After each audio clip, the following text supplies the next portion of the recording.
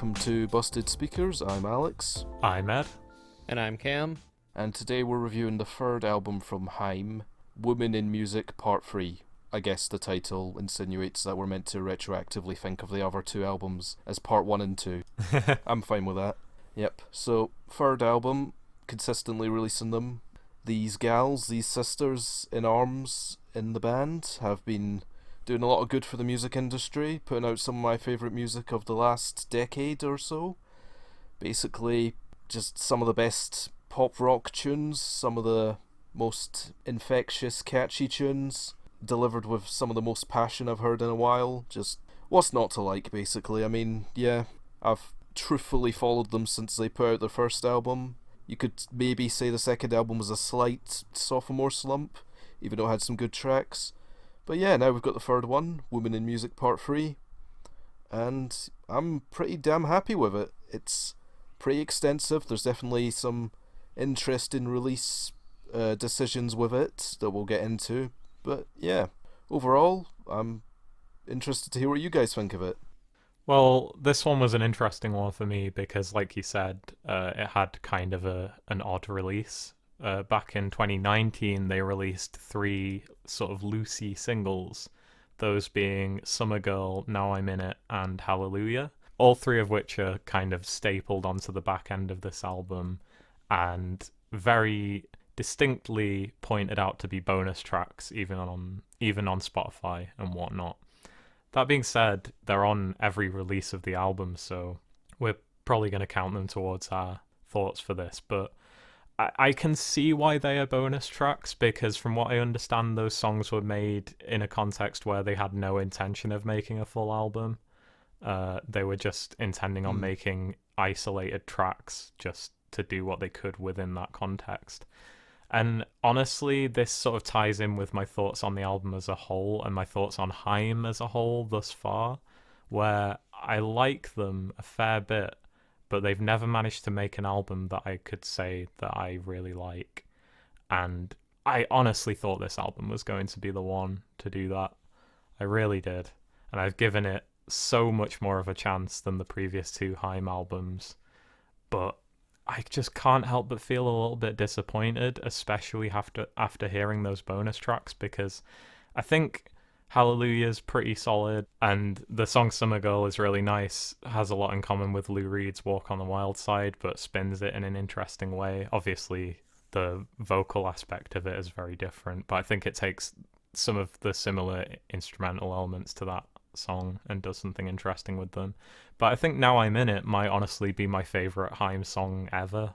Definitely the track that they've released that I've come back to repeatedly and just thought, wow, this is a really great pop song. It's got different sequences to it. It's got a really great outro at the end, very layered. It's a really good nice song. Mix of synthetic and acoustic instrumentation. You got some really nice acoustic drums in there. It's kind of folksy, but also electronic and modern. And I was hoping to hear a lot more of that sort of sound on the main album here, but I didn't really get that, at least not as successfully as I would have wanted. Because, while the rest of this album does fit into a similar mold instrumentally in terms of the sounds and the influences, it all feels a little bit underdeveloped to me. I think the first 5 tracks or so are pretty solid, but they don't reach the heights of those bonus tracks. And then between then and the end of the main track list, it's just a series of songs where I'm liking some elements of them a lot, but none of them ever seem to come together fully. And it's really disappointing to me in that regard, honestly. So yeah, I was really expecting to really like this one, but I ended up not really caring for it as much as I thought I was going to. And like I said, I've really given it a chance. I've listened to this maybe 3 or 4 times now, and there's definitely parts I enjoy, but yeah, it doesn't quite come together, I don't think. If it didn't have those bonus tracks at the end, I'd be a lot more disappointed. But also got to take into consideration we've had those songs for almost a year, so I don't know. It is disappointing that those are my favourite tracks here, but whatever. You win some, you lose some, I guess. And I'm still going to listen to whatever Haim put out next, because I think they are a great singles band. That's what I was going to say before. Like, that's what was indicative to me of how I feel about the album and how I feel about Haim, is that they consistently put out really good songs. Like, I agree with Alex that they're one of the better pop outfits of the last decade. They're just more sort of sophisticated and have a unique vocal talent, given that all three of them sing, have a slightly different voice, given that they're related. It's an interesting dynamic. It's not like average pop singer type dealio, but can they put out great albums? I don't know. This one's not convinced me quite yet. Cam, your thoughts on this? For some reason, I didn't really bother paying attention to them when they were first generating buzz. I think largely, and this is kind of an old shame for me. Just because so many people, they just seem kind of polarizing, despite everybody acknowledging that the first album at least was more or less just straightforward pop rock. And I'm like, Yeah. okay, how is it possible that there's this much strong opinion on both sides if they're just straightforward pop rock? But eventually I caved and I listened to the first album, and honestly, there's only one song on it that prevents it from being on the level of a personal favorite of mine. I think I might know what song that is, but yeah. Yeah, I think I've said it before. But I've said to Alex that there are three songs on it, at least three songs that I consider just all-time classics, absolute favorites, best of the decade. Probably no contest for guessing which ones those are. Well, for me, it's actually kind of can be, because I loved the debut. It took ages for me to get into it fully. It was a weird case where, with the debut album, I had a different favourite every few years. I believe I had The Wire as my favourite to begin with, then Fallen or something, then If I Could Change Your Mind, and then eventually it settled on Don't Save Me. By way of that, I loved the first 8 tracks and the last one, and I think the other 2 are pretty good too, so that's actually a firm favourite to be in my top 25, 50-ish range of the entire decade, just for how much I put it on and love it. So yeah, I don't actually know which 3 might be your favourites, Cam, on that. Well, you named 2 of them. It is Fallen and The Wire, and then Days Are Gone, which it was a title track, is right? Really good too. Yeah, that's in the first 8. Yeah, that's probably my favorite on the album. And it's not to say that the other songs on it, except for the one that I dislike, are slackers in any way. It's just those 3 are just titanic, monstrous pop songs for me. I can see why. Yeah. Then I have the second one. I've only heard it once or twice, and I remember thinking it's good, but nothing is nearly on the level of my 3 favorites from the first one. And so I have not been paying attention to this release cycle. I didn't know about any of those singles or anything. So I came into this totally with no expectations, and I honestly really like this album, in different ways from the debut, because the debut is just great song after great song, and they're all just like I said, straightforward pop bangers. Yeah. And this one is different in terms of the production is more far-reaching and experimental, and mostly none of the songs are quite as immediately catchy as my favorites on the debut. But I think they are more interesting than anything on the debut, so that covers a lot of, that picks up a lot of the slack for me. I have to completely agree with you there, Cam. The debut has some of the most immediately catchy, grabby songs I've ever heard on an album. Well, okay, maybe that's a bit hyperbole, but those songs are immediate. And this is a nice, catchy, breezy listen. It's weird. I like pretty much all of the songs here. There's maybe a couple that kind of trail off a little bit, but for the most part, this album has a load of great songs, but they don't grab my attention as much as the other one. It's the more I listen to it, the more interesting elements come out of different ones. Yeah, I don't know if that's exactly what you were meant, really, but yeah. Basically. Yeah, they've definitely developed their sound a fair bit since the first album. I actually remember thinking before the sophomore Something to Tell You came out, they seemed to be making an effort to go for kind of a more artful, sophisticated sound. And, for a lot of people that didn't pay off too well. This is definitely more of a return to more poppy sounds, but I think their instrumental palette has been sort of broadened a hell of a lot with this album. I've got a question for you guys. Did this album at all remind either of you of the last Vampire Weekend album? Yeah, I could definitely see why you'd think that, because there's a hell of a lot of songs here. Yeah, it's kind of just the way it's laid out, but also the sort of patchiness of the different instrumentals, I think. And they're not very long, these songs. I think The Steps is the longest song. It doesn't even feel like it, really, because it's just one of the stronger songs definitely. in general. If that's to be taken as the actual lead single of this album, it's a very strong lead single, like one of their best. I actually get big Fleetwood Mac vibes from that song. Not to go back to the same maybe confusion that we had on the Hayley Williams review. I don't know if you guys agree. I'm telling you, Fleetwood Mac have become the most influential band from the 70s. Yeah, for me, maybe. Yeah. Yeah, I mean, I can't believe I've Been Down isn't an outtake from Tusk, to be honest. That's a good point. Yeah, no, there's multiple tracks here that, like, have that vibe to them. Maybe not on the same level of quality. Yeah, like I thought that Leaning on You was the mackiest that they've ever gotten. Definitely a cool acoustic jam. Yeah, that's definitely one as well. I actually thought Man from the Magazine reminded me a bit more of Joni Mitchell. Oh yeah, me too. Yeah. I wasn't in love with how that song was mixed though. Like for a while I was like, this is one of the better songs in the second half, but the way it's mixed really holds it back for me. Yeah, it's a kind of interesting song, I guess. It's closer to an interlude than a lot of other material here, even though, you know, there's songs that are only a little bit longer.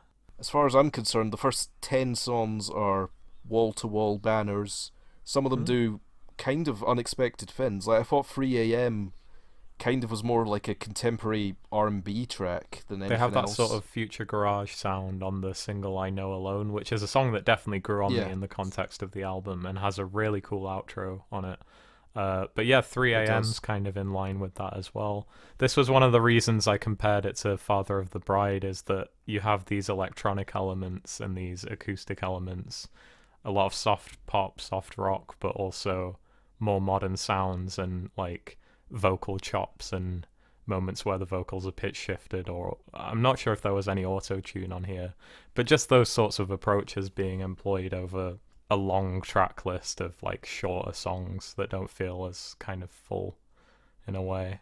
I don't know. Yeah. I don't know why I thought of that album. Maybe it's because Daniel Haim is actually on the vocals on that Vampire Weekend album a few times. And even though he was not in the band anymore at that point, even though he plays guitar on one song, Rostam does produce or co-produce this album with Daniel. Oh, right. Huh. That makes sense. It's like a slightly unconnected these days Vampire Weekend connections. Yeah.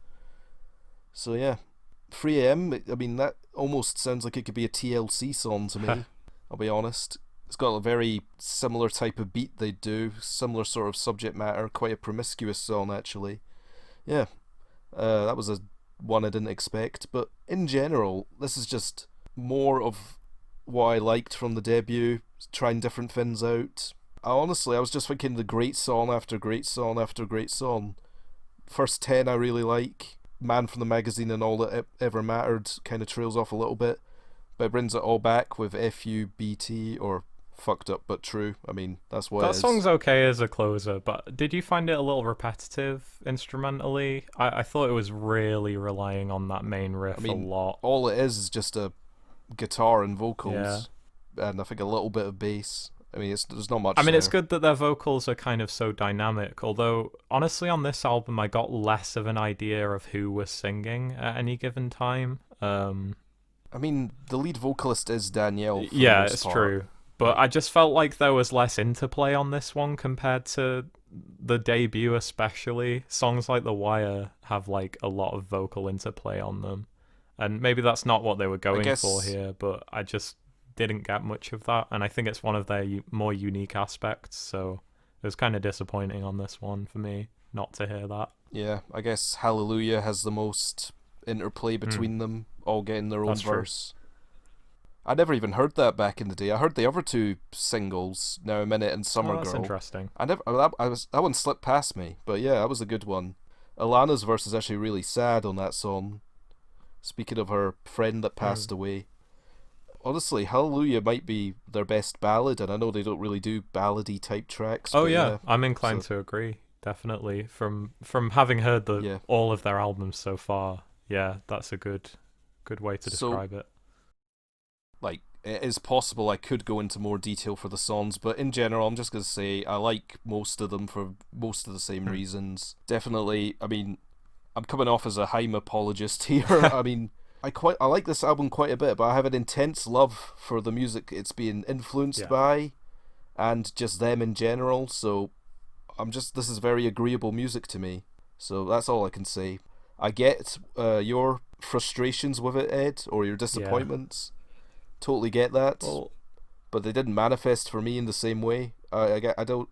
I think we were looking for different things, or maybe I don't know perhaps. really. I mean, That's all I I don't can. know. It's different strokes, but I wouldn't say anything on here is outright bad. I'd say there's some bad songs on Something to Tell You, and there's some bad songs on the debut. I think they've developed as a band enough at this point and kind of like refined their sort of vision enough. Like it still sounds like a Haim album, but it does sound a bit more adventurous, a bit more explorative than the previous two, which was an aspect that I really enjoyed. But I just think Yeah, from tracks 7 to 13, the songs just are not there. I'd argue that maybe 3am doesn't have much of a tune to it either. It's just aspects of those songs I like. I wouldn't say that any of them are outright bad. But like I said before about FUBT, it's a decent song, but I don't know, it doesn't change things up enough to justify its length, and it's not even that long. I guess whenever I try and listen to this album and really sink into it, it's layered and varied, but it never quite goes far enough with a lot of the ideas on here. I thought I Know Alone was probably the most adventurous and like biggest experiment that paid off on the album. yeah. That I almost thought that sounded like a burial beat. Almost, yeah. I mean, it's got the atmosphere of a song like that, but then you have the Three Sisters kind of driving it in their own way. And it just stops like 2/3 of the way in, and yeah, that's a very very different type of song It's a lot by more them. downbeat and melancholic. I think maybe that's why it didn't hit me when I heard it in a single context, but hearing it in the context of the album, especially after a track like The Steps and Los Angeles as well, that's a very sort of riotous opening track that has a lot of different Yep. sections to it. It has very heavy distorted instrumentation in places that, since he mentioned Rostam, like that makes so much sense to me now. The way he processes instrumental layers sometimes makes them sound quite deformed in a cool way, and Los Angeles did that a lot. Yeah, I mean, if this album kept up the level of quality of the first 5 tracks, I'd happily say it's a really good album, especially with those bonus tracks at the end. Cam, you've got kind of an interesting point of view here since you never heard the bonus tracks before, and like, what part of the album were you more drawn to? Was it the natural beginning, or did you end up looking forward to those at the end? How was it? I don't know. I think that they are a bit more straightforward than everything else on the album, so a bit more similar to the first two albums. In that regard, I mean they're good songs and like the best pop songs on the album, but I honestly don't think that they necessarily fit with everything else. They might not. They're just really good Haim songs, so I'm happy Yeah, they're yeah. here.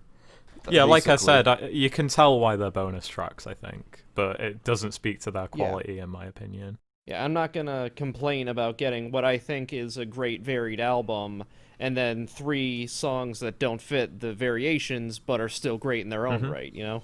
Yeah. It's I mean, a now a fantastic minute, song. like that is built to be like an opening track to an album, Yeah. isn't it? Like, so it's kind of weird it being track 14, like if you're listening all the way through.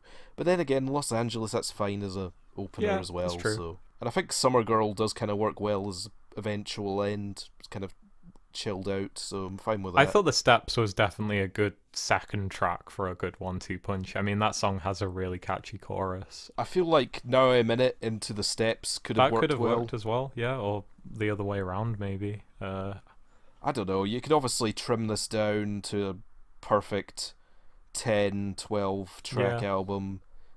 You could definitely do that if you want. I'm happy with all of it, I guess. definitely some weaker stuff, but for the most part, I'm everything I wanted is pretty much fully met here, so I'm not I'm glad complaining to too hear much. it, man. I honestly think next time around they might finally do it for me. It just doesn't quite come together for me, and I am really disappointed by that. Like, I didn't go into this wanting to be so indifferent towards it, and I didn't go in, overhyped because I love Now I'm In It so much and think Summer Girl is a really good song. I just came up Yeah. short a little bit, but yeah, maybe next time, because like there's a very clear progression to their albums, like regardless of what you think of them. I think even though people weren't as hot on the second album, they developed their sound a bit more at the very least. Like, that's kind of indisputable, and this is the most developed that their sound has ever been, I think, and the most varied, most experimental for them. Which is what you'd want from a third album Definitely. from a band. And the album title is fucking great. Like, I honestly think this title is really Yep. good. The cover art is really good as well. I just love everything about it aesthetically. It's a shame the music doesn't quite live up to that for me. Do we want to go into conclusions? This one's going now? to be a very, very, very strong 5 out of 10 for me. Maybe a 6. You're creeping in Yeah, there. I just like, because I really like Now I'm In It and Summer Girl, but we've had those songs for over a year. I've been playing them like crazy. It's hard for me to even think of them in the context of the full album. And they're kind of not in the albums Yeah, as well. it's really hard to know whether to count that or not. So I'm just going to say a 5 teetering on a 6, because if we're just taking tracks 1 to 13, it's 100% a 5 out of 10. I'd give their first 2 albums 5 out of 10 as well. It's really strange because at this point, having heard all of their albums and giving them all just mediocre or decent scores, I'd think that this band isn't for me, but they so consistently release good songs that I really like with each, release cycle. They put out the type of songs that you hear on the radio and you're actually happy to hear them, Like, they're definitely radio-ready hits in a sense because they have that level of fame. Yep. But they're also just strong musicians and strong singers, and they don't sound like they're, sacrificing anything for their own art, and they put out great songs like Summer Girl and Now I'm In It. But in terms of full albums, they just haven't got there for me yet, and I really hope the next one brings something that I enjoy a lot more, because I was really looking forward to seeing how this album would pan out, not knowing that those singles were never intended to be part of an album in that way. But yeah, it's decent. I got a decent amount of enjoyment out of it. I just don't think it's a particularly solid album overall, sadly. Cab? I'm torn. I feel like I get this a lot, where like a pop album isn't really quite as catchy, quite as loaded with, killer songs as I want it to be, but it's so, like if it's saying varied and adventurous, especially for the band that they are, that I want to give it a higher rating, just kind of like as a reward for that. If it's not like too pretentious of me to say, I am deigning to give this album higher praise. Like You're A welcome. for effort type thing. Yeah. But like I really do enjoy a lot of what they're doing on this album, and I'm like hopeful that the songs will stand out to me more as I keep listening to it. I think I'm gonna, just beat myself to the punch and give it a soft 8 out of 10 for right now. Whoa, nice. That's like 2 woes we've gotten out of both of you. Is it to the ratings themselves or to the hardness and softness of them? Basically, yeah. Yes. I think I'm just a hair below you, Cam. I think I'm gonna give it a 7.5 out of 10. Yes, back to the 0.5s. They'll never go away. They're so convenient sometimes. Cop out though, cop out. But yeah, I've said it all before. I'll repeat once more in summation. Basically, they've overcame the sophomore slump of their last album. Very adventurous, very expansive. Pretty kind of fully formed of what I'd want from them. I mean, yeah, the bonus tracks are stronger songs than the rest of it, kind of, for me, just because I like them more from hearing them last year as well. But I don't know if it's better than the debut. I mean, that has a excellent first 8-song punch to me. I mean, I've said the first 10 here are really good. I don't think the 10 here rivals the first 8 there, but it's close. And when you factor in the bonus tracks, it's definitely maybe their strongest release when you factor in all the songs here. Just on a level of variety as well. There's more variety. I'll just say they're definitely experimenting. Yeah, this is definitely a positive direction. And let me ask you this. How much saxophone was on the first album? Can't say there was any. I rest my case. Yep, there's definitely at least on 3 songs here. I think so... maybe, in case this was unclear, I do think this is their best album so far. It's just not quite good yet, in my opinion. That concludes our thoughts on Haim's Women in Music Part 3. Thanks for tuning in to Busted Speakers, everybody. If you like this video, leave us a like, subscribe if you want to see more of our album reviews. You can follow us on Twitter at _BustedSpeakers. You can follow me on Twitter at SubProspector, and we'll see you all next time. Bye. Bye, guys. Bye.